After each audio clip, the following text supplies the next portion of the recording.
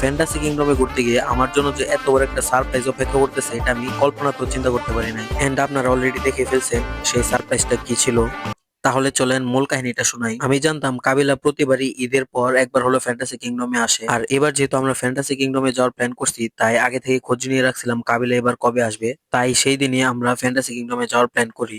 আর প্রায় কয়েক ঘন্টা অপেক্ষা করার পর সামনে থেকে কাবিলাকে দেখতে পেরে আমরা সবাই তো খুবই এক্সাইটেড হয়ে গিয়েছিলাম। আর আপনারা দেখছেন আমি কাবিলার হাত থেকে একটা গিফট নিছি, সেই বিষয়টা ক্লিয়ার করি। সেটা হচ্ছে ওনারা একটা কুইজ গেম অ্যারেঞ্জ করছিল, সেখানে সঠিক উত্তর 5 জন বিজয়ী পেয়ে যাবেন কাবিলা ও স্পর্শের সাথে ছবি তোলার সুযোগ এবং ফ্যান্টাসি কিংডমের পক্ষ থেকে একটি গিফট।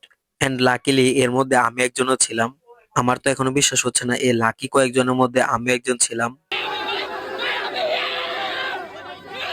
সঠিক উত্তর দেওয়ার সাথে সাথে ওনারা আমাকে স্টেজে ডেকে নেয়। এর আগে অবশ্য একবার ওনার সাথে আমি হাত মেলাতে পেরেছিলাম। স্টেজে গিয়েও তো আমি খুবই এক্সাইটেড হয়ে গিয়েছিলাম, সাথে নার্ভাসও, সেটা স্বাভাবিক। এখানে যে কেউ থাকলে তারও এরকম ফিলিংস হতো। ভাই আমি জাস্ট চিন্তাও করতে পারি নাই যে কাবিলার সাথে এইভাবে স্টেজে দাঁড়িয়ে থাকতে পারবো। তোমার নাম কি বলো? ফয়সাল। কোথা থেকে এসেছো? ভৈরব।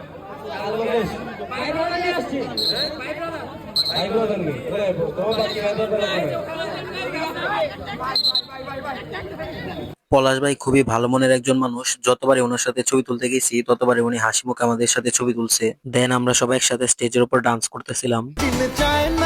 জীবনের পেরেশানি কইরা দিয়া ফ্যাক্স ভবের বাজার হে সবাই হালকা প্রমাণ